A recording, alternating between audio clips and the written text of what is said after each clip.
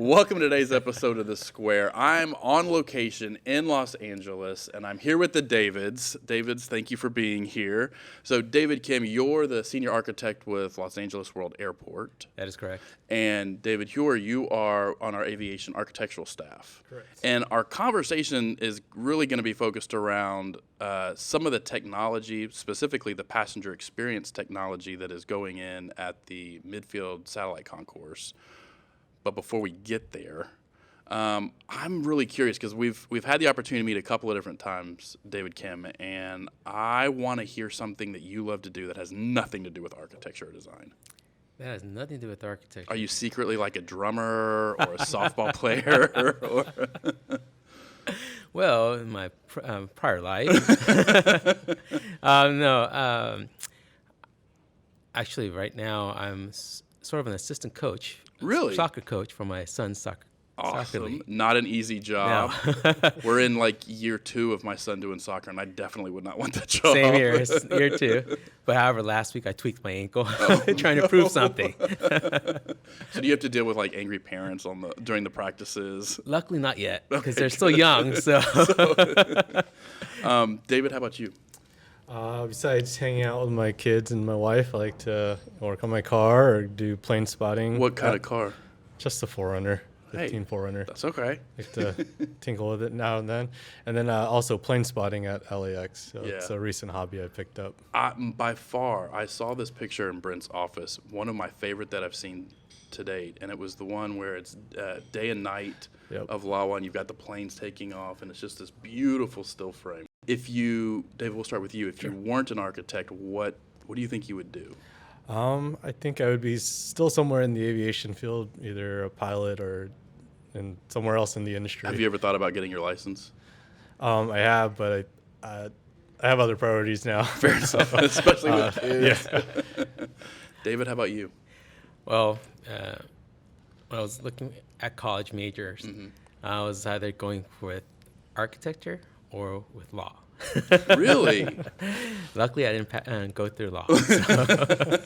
Well, and something that I found really interesting when I was doing a little bit of research is you're a captain in the Army. I was. You were a captain in the Army. Yes. And even more impressive is that timeline overlapped with like you doing other full-time jobs. Yes. So I was in the National Guard Reserves in California, awesome. And then from 2005 to 2003 to 2010, I was in the Guard and the Army. Well, obviously, thank you for your service. Was that what drew you? What attracted you to that? I just wanted, during school at USC, I went to University of Southern California. I wanted something different. The fraternity life is good too. Yeah. But I wanted to try out something else. And actually, I was looking for my future. So I was like, if I stay in the military do my commitment for 4 years, I'd come out, be marketable. Yeah. And so I thought of it that way. So that's why I applied for the ROTC scholarship and got that and went that route. That's awesome. So let's talk a little bit about what was known as the Midfield Satellite Concourse at LAX, and it's now known as the West Gates at Tom Bradley. 750,000 to 1 million square feet, depending on how you measure it. 15 gates, international and domestic. I was there yesterday wrapping up some filming. It's a gorgeous project. And it's part of the LAX complex that has, I'm somewhere around 80 million a year in passengers. So obviously passengers is a huge focus for you guys. Oh, yes, definitely, because we're the number one OND, origin and destination airport in the world. So people from all over the country, all over the world come to see Hollywood, Santa Monica, right? The beach life of Los Angeles. Yeah. So. And technology plays an increasingly a growing role in our lives, and particularly in the airport. With something that is a project like that is so big, I would imagine it's kind of a daunting challenge to think about the technology of that building. Yes, it is. And when our current CEO, Justin Urbachi, before he was in this position, he was our CIO, Chief Information Officer. So he made sure that he brought in technology into that program. For example, the self-boarding gates and the interactive displays all around the concourse. And I've heard you say that the core of how you guys think about technology really comes back to that passenger experience, right? Correct. So tell me about some of the technology that is in the West Gates at Tom Bradley that is focused on that idea of a passenger experience. So like I just mentioned, we put in interactive displays so passengers go in, and if they have every about 500 feet or so within the concourse, you'll see a touch screen that a passenger could touch and look at a map of the area of the campus, take selfies from there, if they have any questions, have a direct conversation with somebody who can give them actually answer their question in any language too.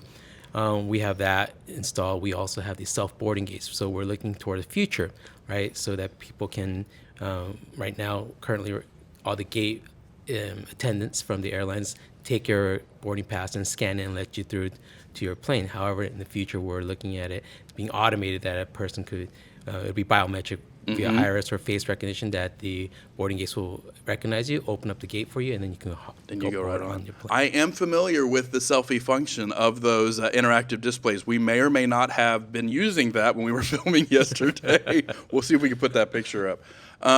But what was impressive to me, and I didn't realize that there was kind of the every 500 foot principle, but there were so many of them, and the way that you blended them in the core with the information desk, where you have a live person, but you also have these three big displays where people are able to get information for themselves.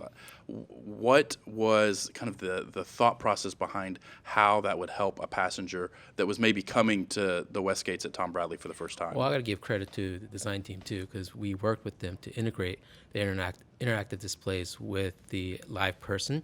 So just in case, because it can't be manned 24/7. Sure. That if the live person isn't there, that the interactive display can substitute for a live person and be able to work with the passenger in the future. The other thing I noticed was a lot of FIDs, which is Flight Information Display System. So you have those kind of, again, it's not overwhelming, but peppered throughout. Wherever you would need to know flight information, there's information readily available. Yeah, talking to passengers with asking for their experience, what they dislike or like in a concourse or a terminal. One of the highest answer is they want more information about their flights. They want to know where their gate is at so they can be prepared and go to a restaurant or whatever, sit down first. Sure. And not have to go to the gate first and then come back. Well, and we were even seeing how people were getting food delivered to them just sitting there at the gate, which is pretty awesome. Yeah, we have the airport DoorDash or Uber Eats, and then we have a robot too that drops off your food. That's awesome. All right, one thing that's universal now is Wi-Fi. How do you plan for Wi-Fi for a building that both is that big but also can have that many people flowing through it needing that kind of internet access? So let's say years of work in our IT department have been working with that and making sure that they're keeping up with technology. So, and working with our contracting partners with Turner and PCL, we strategically put the Wi-Fi routers around the building so there won't be a dark spot for any passengers. There's literally nowhere you can go in that building that you won't get good Wi-Fi. Correct. And then on top of that, we partnered up with the carriers like T-Mobile, Verizon, AT&T. Now we have 5G within the building too. So for people with cell service, you've got it wherever you need it. That is awesome. So, David, talk to me a little bit about, because even when you start down this trail of thinking about how to use technology, cutting edge technology for the passenger experience, you were utilizing cutting edge technology to allow people like David Kim and other stakeholders to experience the space before it was even designed. Right, we used AR, or augmented reality, and virtual reality to give David and the stakeholders kind of idea of what they could expect when they're walking through the building, or even go through various line-of-sight studies or reviewing elements within the building, such as the chandelier. So I know that you've done several other city projects. David, what was it like in terms of the process, having that kind of a virtual representation of the design versus the traditional of looking at renders or plans? Or Oh, it tremendously helped out all the stakeholders, and especially when it came to operations of the RAM control tower, that the actual operators of the tower were able to put on the goggles and see in real time how they would look at where the planes would be docked and the taxi lanes and taxiways and where the handoff from the tower, from FAA tower would be. So it was a tremendous help for us. And that wasn't just necessarily in a virtual headset situation. You also utilized products like Matterport. So we use Matterport mainly during construction so that we could scan the as-built conditions of any tie-ins that we were tying into or any the existing conditions that were already built out, just to make sure that everything was going in where it needed to go or in the right place, and that our models lined up with existing conditions. What were some of the other AR technologies that you used?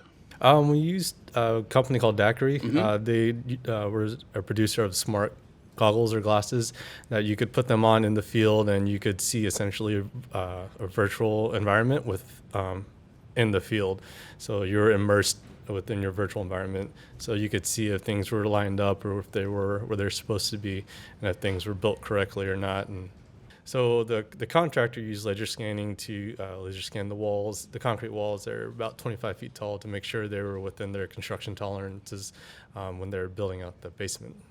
So all of this, aside from being able to make some design decisions while design can still be changed, leads to, I would imagine, a more kind of efficient and expedited process.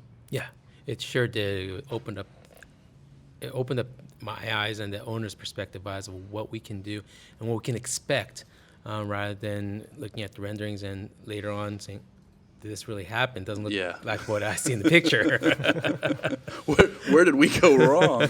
Well, and I know that one of the technologies that was focused on passenger experience, though they may never know about it, is the bag handling system, which is kind of one of a kind, right? Yes, it is. Los Angeles and San Francisco are two airports in this country that has an individual carrier system, which is also known as ICS. But however, LAX has the largest one. Yep. And so that is a fully automated system, but also has an effect on when passengers can drop off their bags. Correct. Now we're working with the self baggage drop that's currently being worked on right now. Once that opens, what a passenger can do is drop off their bag 12 hours before the flight, because currently right now it's only the 4-hour window before the flight. That's crazy. That's awesome. I've been in that situation where you're kind of, you're passing through an airport and you're there with a 6-hour layover and you've got to wait to recheck your bags because you've only got 2 hours before the flight or whatever. Yeah, it's so funny because passengers will come in to the terminal and go, hey, I need to drop off my bag because I want to go see Venice. I want to go see Santa Monica because it's right around here. Where can we do that? I'm like, you have to wait. You got to take your bag with you, so that's a problem. Not anymore. So are there things that you were doing that you were kind of thinking in the back of your mind towards future-proofing or technologies for projects that would come in the future? Very early on during the design process and basis of design, we worked with the owner and their BIM team to set up a Revit system that would allow them to eventually take over the model and be able to use that in their day-to-day facility management and O&M as well. Yes, that was really critical because we're looking at the future, and so implementing that digital concept that we're able to in the future have iPads and go just scan the QR code and then know exactly what the issue is. That was quite important for the owner too. Have you seen, David Kim, some technology or how are you thinking about future passenger-focused technologies in the West Gates at Tom Bradley? So, like you mentioned, started off earlier, passenger experience, make it basically not stress. They don't experience any stress at all, right? Because ever since 9/11 happened, we had to go through all that security checkpoint and everything, taking off your shoes and all that. Now it's sort of gotten easier and better because we have that clear lane that we can go through, or the TSA pre-check that we can go through. We want to continue that within the passenger experience, so once they get to the gate, it will not be rushed or very anxious feeling that they have, so that people can feel relaxed and they could sit down to their seat once they get on the plane.